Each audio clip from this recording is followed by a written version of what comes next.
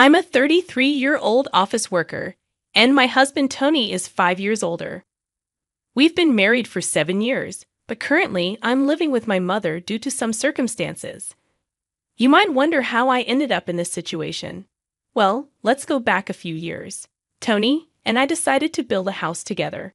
At that time, Tony had just switched jobs, and we didn't have much money saved up. His previous job at a big company was tough on him. He faced harassment from his boss, which made him lose sleep and eventually become unable to work. He tried taking a break and seeing a psychiatrist, but it didn't help much, so he had to quit. For a while, we managed on my income alone. After 2 months of being unemployed, Tony started feeling better. He ate and slept well again, and his psychiatrist was pleased with his progress. It was a relief to see him back to his old self. He started looking for a new job, but it wasn't easy because of his previous resignation due to mental health issues. Eventually, he found a job at a smaller company, although it paid less than his previous one. Still, he was happy to be working again, and it was in a field he liked. We wanted to have kids, but with the uncertainty of Tony's job situation and our financial stability, we decided to put that on hold. Then, a new challenge arose. My mother, Karen, had a traffic accident and became paralyzed, needing to use a wheelchair. Since my dad passed away when I was in middle school, Karen had been living alone in our old family home, which wasn't suitable for her condition. Tony suggested we all live together, which surprised both me and my mom, but I appreciated his kindness. Despite Tony's recent job change, we decided to apply for a mortgage to buy a house suitable for all of us. It was tough to get approved because Tony hadn't been at his new job for long. But we didn't give up. We kept trying, and eventually, after exploring different options, we succeeded in getting the loan approved. We finally decided to buy our own home. It's been a dream of mine to live in a cozy place, with wooden beams on the ceiling, custom storage, and a kitchen that fits my height perfectly. We wanted a spacious, wheelchair-friendly, single-story house, and we were excited for it to be finished. We visited the construction site often, eagerly awaiting its completion. When it was done, we were thrilled. The house even had a big yard where my mom, who's been feeling hesitant to go out since her accident, could enjoy the sun. But there was one problem. The land where we built our house was a gift from Tony's grandfather, who loved him dearly. Sadly, he got diagnosed with cancer, and he decided to divide his assets among his family. Tony got the biggest plot of land, but it was just a short walk from his family's home. When we told them my mom would be moving in with us, Tony's sister and mother weren't happy. They made hurtful comments, saying awful things about me and my mom. But Tony stood up for us, saying it was his grandfather's wish for us to have the land. Tony's family can be really mean sometimes, but Tony himself is kind-hearted. He always says he learned from their bad behavior. To me, he's like a beautiful flower growing from mud. Tony's grandfather also gave land to Tony's sister, although smaller, but it came with a parking lot that brings in good income. I would have preferred that, but I'm grateful for what we received. Thanks to Tony's grandfather, we could build our house without worrying about the land cost. It made a huge difference when getting a loan. After the house was finished, we invited Tony's family over. During construction, we found out that Tony's family had been visiting the house without our permission. They showed up late, with no apology, claiming it was kind of like their house too because of Tony's grandfather's connection. They even walked in with muddy shoes, ignoring the slippers we provided. The atmosphere was tense from the start, and they came empty-handed.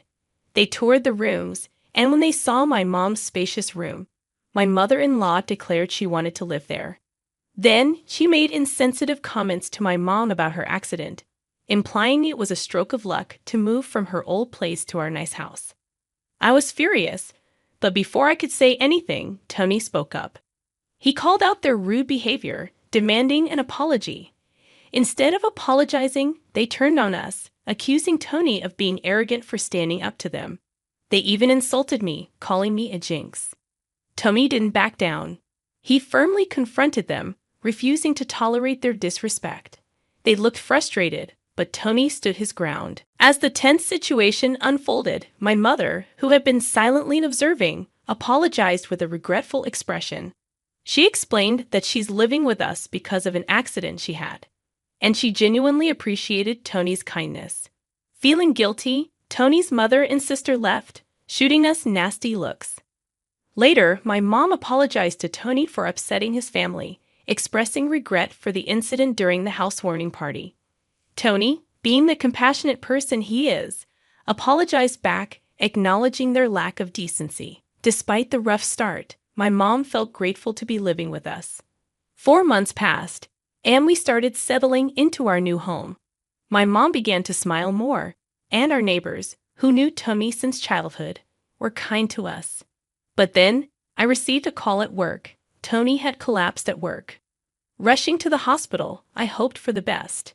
But the sight of Tony hooked up to tubes shattered me. The doctor's grim prognosis left me numb. Despite my prayers, Tony didn't make it. He passed away suddenly. In my state of shock, my mother and sister-in-law showed up, hurling accusations at me. They insinuated that I had something to do with Tony's death, calling me a jinx like my mom. I was too devastated to respond.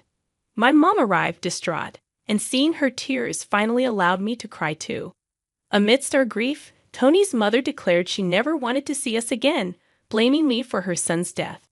With heavy hearts, we arranged Tony's funeral, mourning the loss of a beloved husband and son. We went to the funeral home, still in disbelief over Tony's sudden death from a subarachnoid hemorrhage. He had seemed perfectly fine that morning. When I informed my mother-in-law about the funeral schedule, she surprised me by saying she wouldn't attend because Tony always sided with us. She also mentioned her daughter wouldn't come either.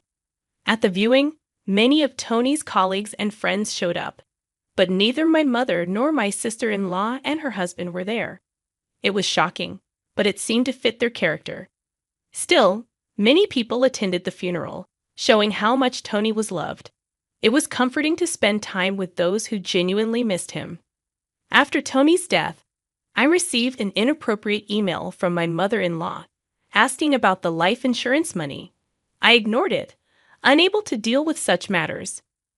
When we returned home, we noticed a light on in the house, despite us turning everything off before leaving. Entering cautiously, we found my sister-in-law and her husband there, claiming they were taking over the house. They had sold our belongings and replaced them with their own, considering our things bad luck since Tony had used them. Their callousness stunned us. They even casually mentioned selling our belongings and seemed unfazed by our shock and anger. My mom and I were speechless, unable to comprehend their audacity. I called the resale company, explaining the situation, and they agreed to treat the items as stolen and return them. After this betrayal, I wanted nothing to do with Tony's family anymore. As I grappled with my emotions about staying in the house filled with memories of Tony, my mother whispered to me, asking what Tony would say. Perhaps he'd suggest we leave. He always valued spending time with those who understood us, and saw dealing with certain people as a waste of time. Realizing that Tony's family would likely continue interfering if we stayed, I impulsively leased an accessible apartment. I made a deal with my mother and sister-in-law to cut ties with us in exchange for moving out. Thus, a new chapter began with just my mother and me in the apartment. Tony had multiple life insurance policies, which now provided us financial security. He had always joked about leaving us wealthy when he passed away, and he made good on that promise. Since I had bought the house under my name due to Tony's inability to secure a mortgage, it was safe from repossession. However, when 3 months passed without paying the mortgage, I started receiving furious calls from Jessica and Linda, my sister-in-law and mother-in-law. They were furious that the house was being sold, as they had been living there. They had to move out, and Linda even sold her own house due to gambling problems. Despite their pleas for money and reconciliation, I decided to cut ties with them completely. With the help of a lawyer, the house was sold without much trouble, providing us with a moment of relief. With the money Tony left us, my mother and I planned to find a new, smaller home where we can prioritize security and start afresh. We settled on a condominium with minimal noise disturbance, ready to move forward with our lives without the chaos and toxicity of Tony's family. I remembered something Tony always said when we were building our home, that people can draw energy from the sun. With that in mind, he created a spacious courtyard for my mother-in-law to enjoy her hobby of reading in the garden without feeling self-conscious. So when looking for a new place, I searched for a condo with a large balcony where she could enjoy her coffee and her books. Although our new condo is smaller than our previous home, it still has enough space for the furniture Tony carefully chose. With the money from selling the house, I was able to buy a luxurious condominium with top-notch security, which would surely put Tony's worrying mind at ease. Meanwhile, rumors about my in-laws' situation started circulating among our old neighbors. My mother-in-law and sister-in-law's family were left homeless, even trying to borrow money from neighbors with no success. Eventually, they ended up in public housing but continued to face troubles due to their stubbornness. They caused disturbances in the neighborhood, like having loud arguments and even having a barbecue on their small balcony, which shocked the locals. My sister-in-law's husband had left a while ago, leaving her and Linda, my mother-in-law, to live together in a noisy environment. In contrast, my mother and I enjoyed a peaceful life in our new home. Despite both being two-member households, the neighbors rallied together to try to get my in-laws evicted due to their disruptive behavior. It's a clear example that causing trouble won't win you any favor anywhere. I just want to live peacefully and quietly, away from the embarrassment of my estranged family. I believe Tony is watching over us. So from now on, I'll live my life without causing trouble to others and strive to live not just for myself, but also for Tony's memory.